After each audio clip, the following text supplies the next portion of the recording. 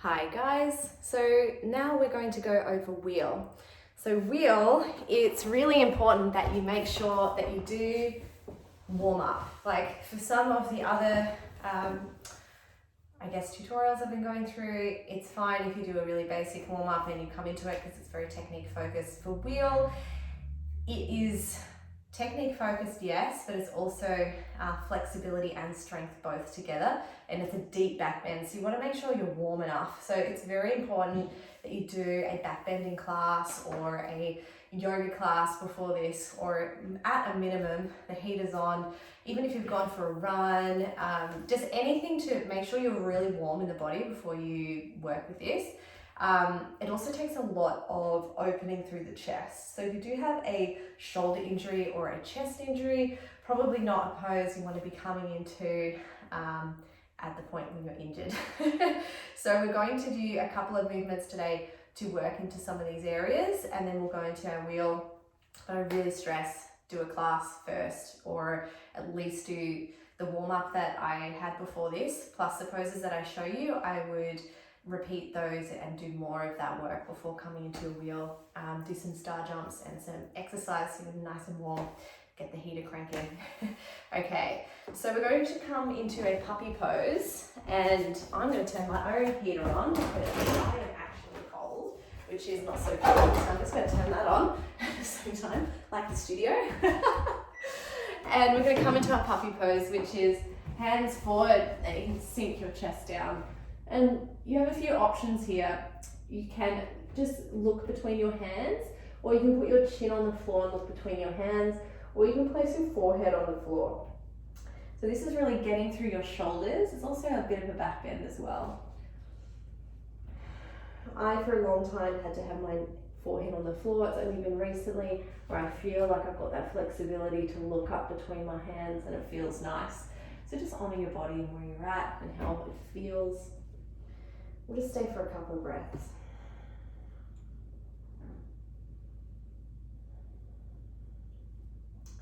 Then push into your hands. You can roll forward, come into a little baby cobra here, or a sphinx pose.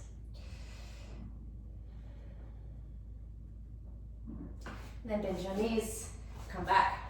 We'll do a few little poses to prepare us. A wide leg forward fold. So this is getting into side bends. Now, side bends are actually really important for your back bends. It gives you more space. So we're going to do a little bit of side bending first. You're going to reach up and over on one side. Also gets through your hamstrings. Relax that right ear to right shoulder. Now, if this doesn't feel nice to reach over, you have a couple options. If you're very flexy, you might be able to actually bring that right elbow on the inside and rotate that top shoulder open into a really deep side bend. If you're not warm, please don't do that. Your other option is to release the left hand over towards the left side. So look up where we're coming down onto the right. And to come up, you're going to push into the floor. Keep the neck really relaxed as you slowly come up. Maybe even use the hand to bring the head to center. I feel like I'm an angel in the middle here. This is the joys of filming at home. Left side, so the left hand on the inside of the left leg, reach up with the right arm, side bend over to the left. So if you rotate that shoulder so that it's not too externally rotated, that's a good idea. But not so much that you're closing the chest towards the ground. So you want to be shining that armpit towards the roof as much as possible while keeping that shoulder in the socket. If you're super bendy, you might be able to come down and grab the outside of that foot and open up even more into that side bend. Release that left ear to left shoulder. Otherwise, take that third arm position and you'll feel this really nice neck release. Not here for too long. One more breath. Pushing to the left hand, coming up to center. Keep neck and head relaxed. Maybe left hand helps you up to the center. Place your hands behind your knees, bend them in. We'll come into some bridge poses. Leg onto the floor, and then tickle your heels to make sure you're in the right spot. We're going to lift the hips up into extension. So tilt the tailbone, lift as high as you can. Glutes are really engaged. Squeeze your knees so they're still in line with your hips. If you notice they're out wide, squeeze them in. Now you just want them about block width apart, so you don't want your knees touching. They should be in line with your hips.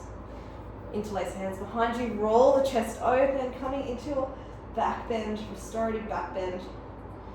Now see if you can extend your hips to the roof even more. Chin comes towards your face as you open through the chest even more. Push into the heels even more. Get lift, use your glutes. Lift with that strength.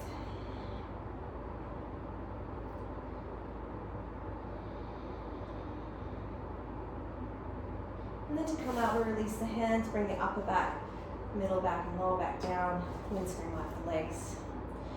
So these are just a few movements that you can do to prepare you for wheel. Just make sure you're warm whatever you do.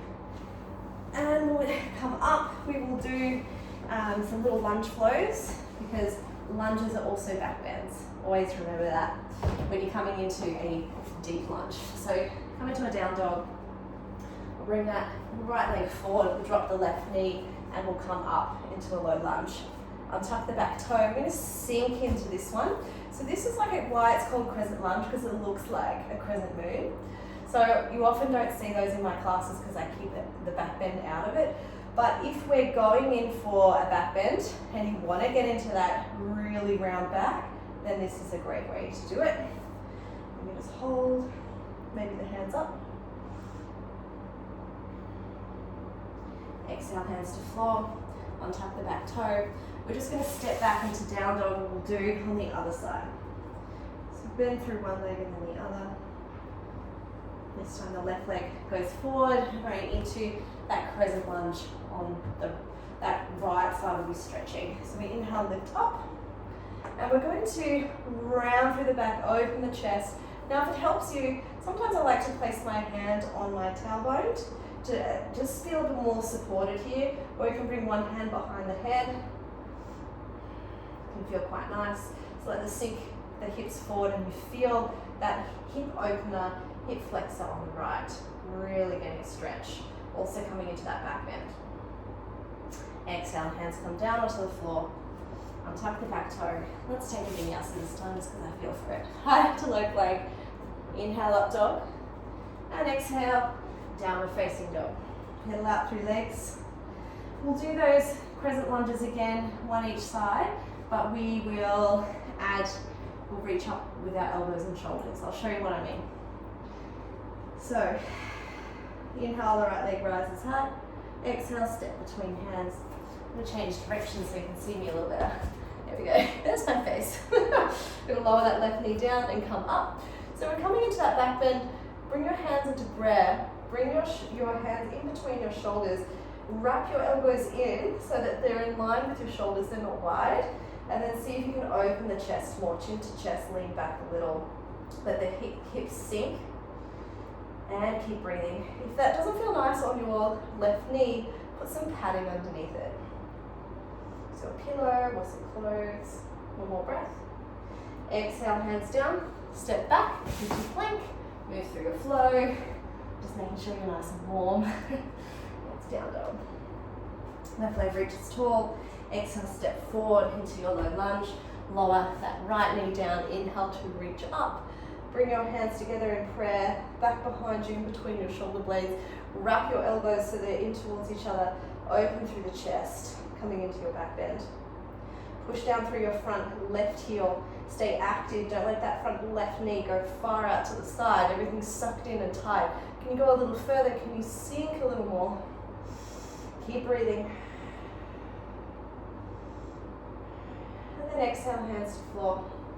Move through a vinyasa of choice, so lowering the knees if you like, high to low. Breath in, up dog.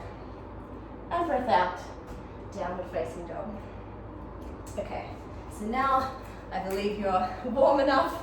We'll go into wheel. So with wheel, there's either one or two things happening in wheel. You're either too flexible or very flexible and not enough strength to push up, which I'll show you what that looks like. Or you are too strong with not enough flexibility. Usually people are in between, so let's have a look of what that looks like. So if I'm very flexible, but I'm not very strong, my wheel might look like this. I just can't get up because I don't have the arm strength to lift my whole body, okay? So that's might be you. Another option is you're very, very strong, but you don't have that flexibility in the shoulder. So what it might look like is this. You might come up, but you can't straighten your shoulders, and you can't open into your chest. So let's have a play together with variations of wheel and how you can come into this deep back bend. So we'll come down and tickle your heels so that you know that you're about the right distance. Coming into a few bridges first is great. Otherwise, placing your hands over the top of your head so the fingers are facing in towards the body. You want to have your elbows, you suck them in so they're over the wrists. You don't want the wrists out to the side or the hands too wide. You want your hands almost in line with your shoulders, just further up. Suck your elbows in so they're nice and tight. You're going to push into your heels. Make sure you don't pull your hair when you come up. And in traditional yoga, they would come up and land on the top of the head first and then push up. I personally don't like that version because your cervical spine, the top of your spine where it connects to your skull, is very sensitive and not a place to be putting all that pressure of your body onto. So we're going to try and lift straight up. So push into the heels, and you're going to push to your arms and see if you can just lift your head a little bit off the floor. You might have your knees and elbows bent at first, and that's okay. We'll just do this one first. And bring your chin to chest. Place the back of your head on the floor as you roll your upper back, so your shoulder blades onto the floor. Pick your heels up and then roll the spine down, tailbone last, and then windscreen wipe the legs. So that's option one with bent knees and bent arms. That'll be the best way to practice getting up. It's not getting a lot into your back yet, but it's working on that flexibility and strength. So let's do option two, where we get further up in the legs, but we have our elbows a little bit bent still. So same preparation, suck those elbows in, fingers going back towards the body. Inhale to prepare, exhale, and then inhale to come up. So with this one, I've straightened more through my arms, so I'm going to bend my arms a little bit. This takes the back bend out of this a little for me. Now when you're here, you can walk your feet a little closer, come onto the tips of your toes. This will get out of your back bend. If you have your heels on the floor, it's a more deeper back bend. You can start to straighten your arms so it feels okay. To come out, chin to chest, bend your elbows a lot, place the back of your head on the floor, and then the back of your shoulders, and then ripple your way down, bring your heels up, all the way to the floor, sacrum last, plant your feet on the floor, and windscreen wipe the legs. So, how are you feeling? So you can play with the depth of your back bend by keeping your elbows bent or your knees bent until you feel over time more confident to start straightening those. The entry and exit is the most important part. Bringing that chin to chest when you come down and resting the back of your head on the floor and then slowly coming down is great. Please don't, I personally don't like resting my crown of the head on the floor.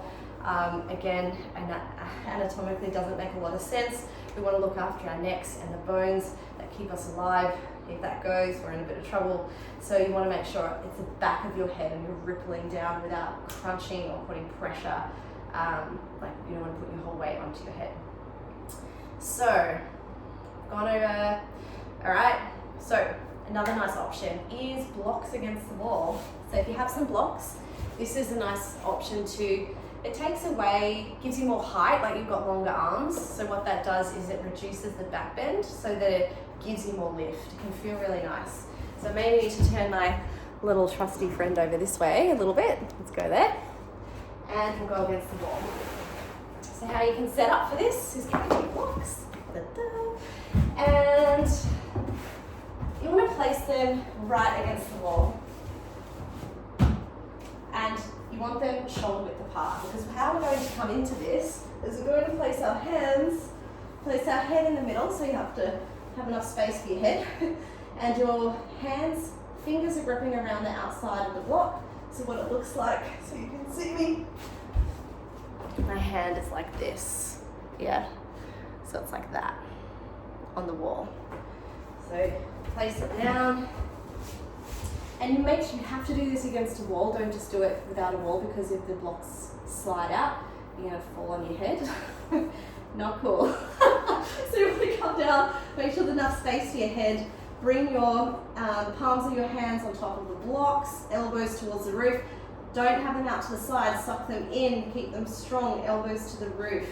So you're going to grip your fingers around the edge of the block. Your palm is on top of the block. Check your heels are in the right spot. So tickle your heels to make sure they're not too far away or too close together. And then we're going to just push up, and it just gives you a bit more length in your arms. And as you get more confident, you can come up onto the tips of your toes. It sometimes feels a bit easier for your back. And then as you get more confident, you can slide and try and open your chest towards that front wall. So you're looking towards the wall and trying to open your chest in that direction.